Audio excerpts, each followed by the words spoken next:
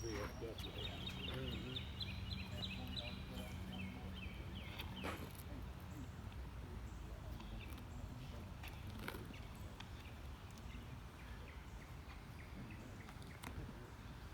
like church. Somebody walks up to the podium, everybody gets quiet. Thank y'all for being here today. I was telling the police officers a while ago, this came about in about a 15-minute meeting last Thursday, so this is going to be a very short, very honorable service, but it's not near as much as what we need to have done. I don't know if y'all have noticed the flags along the fence out there beside the road. We're going to talk about those this morning. Their mission was noble: evacuate desperate civilians yearning to escape a brutal regime. The 13 U.S. service members who died during a terrorist bombing in Afghanistan last August will not be the last American heroes to make such a sacrifice, but they represent the best of a generation. There was Navy Corpsman Max Sovic from Berlin Heights, Ohio. His high school football coach described him as fearless. He was 22. Army Staff Sergeant Ryan Canals of Corrigan, Tennessee. He was a member of the 82nd Airborne Division. He was 23. Marine Staff Sergeant Darren Hoover of Salt Lake City was serving his third tour of duty in Afghanistan. He was 31. Marine Corps Sergeant Johnny Rosario Picardo of Lawrence, Massachusetts was a member of the brigade's female engagement team responsible for securing civilians while respecting cultural sensitivities. She was 25. Marine Corps Sergeant Nicole Gee of Sacramento, California posted an Instagram photograph of herself cradling an Afghan baby in the caption, "I love my job," just days before the attack. She was 23. Marine Corporal Hunter Lopez of Indio, California was the son of 2 Riverside Sheriff's Department officers. He was 22. Marine Corps Corporal Humberto Sanchez of Logansport, Indiana was on the homecoming court during his senior year in high school. He died at 22.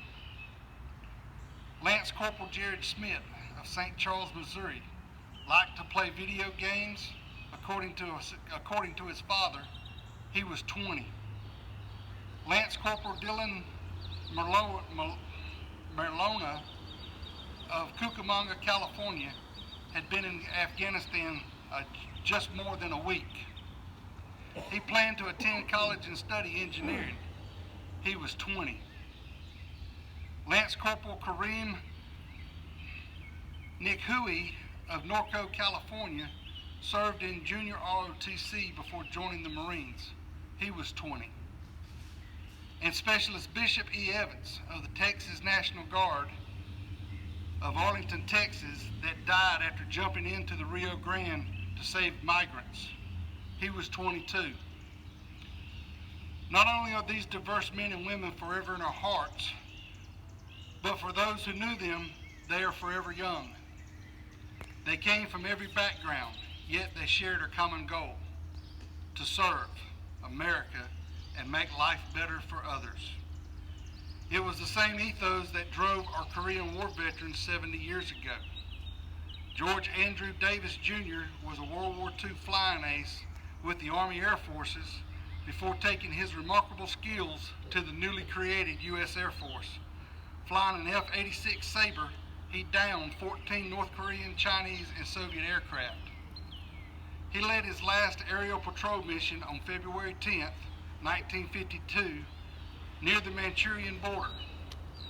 Major Davis spotted 12 enemy MiG-15 aircraft speeding towards friendly fighter bombers.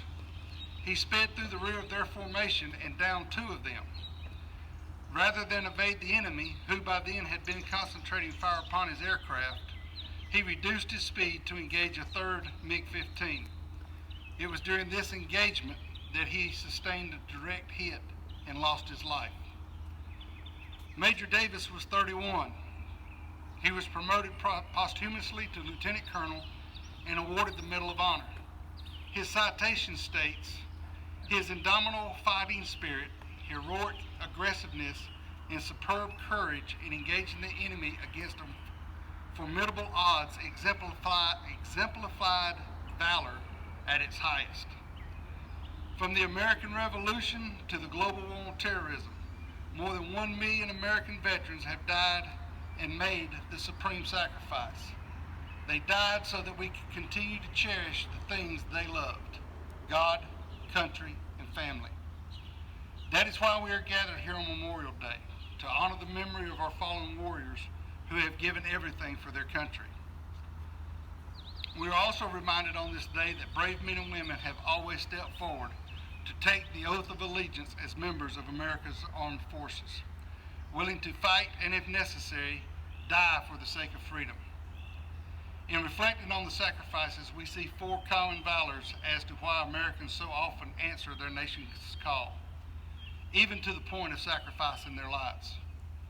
They do it to provide a strong national defense, to keep America safe and secure against those enemies who would destroy our American way of life.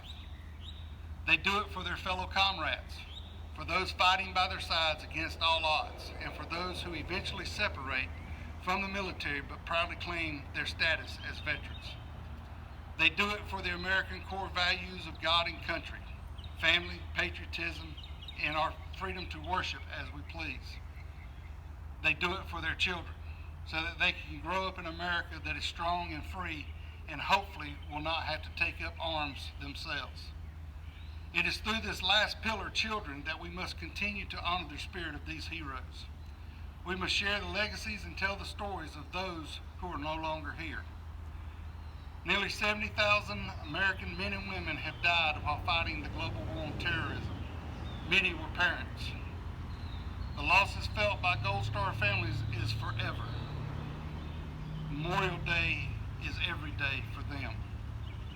There are many tangible things that we can do to honor the service of our fallen heroes. First and foremost is to take care of their loved ones. In some cases, this means providing financial assistance to help their children obtain higher education.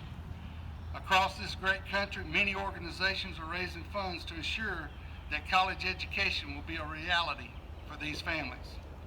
It is also why we wear the poppy, a symbol of hope that sprouted on a Belgian battlefield. Memorial Day is not about picnics and parades, though there is nothing wrong with enjoying and celebrating our American way of life. Memorial Day is about gratitude and remembrance. It is about honoring the men and women who have made it possible for us to gather here today in peace. But the reason that there is a Memorial Day, the reason that we are gathered here, is to remember those who made our way of life possible. They truly are the guardians of our freedom.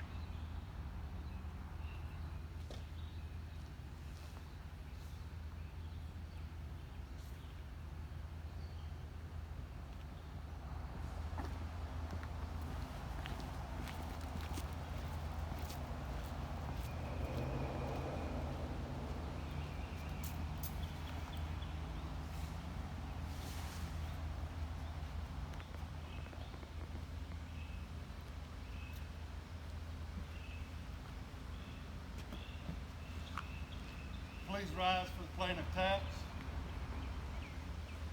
Veterans, present. Ho!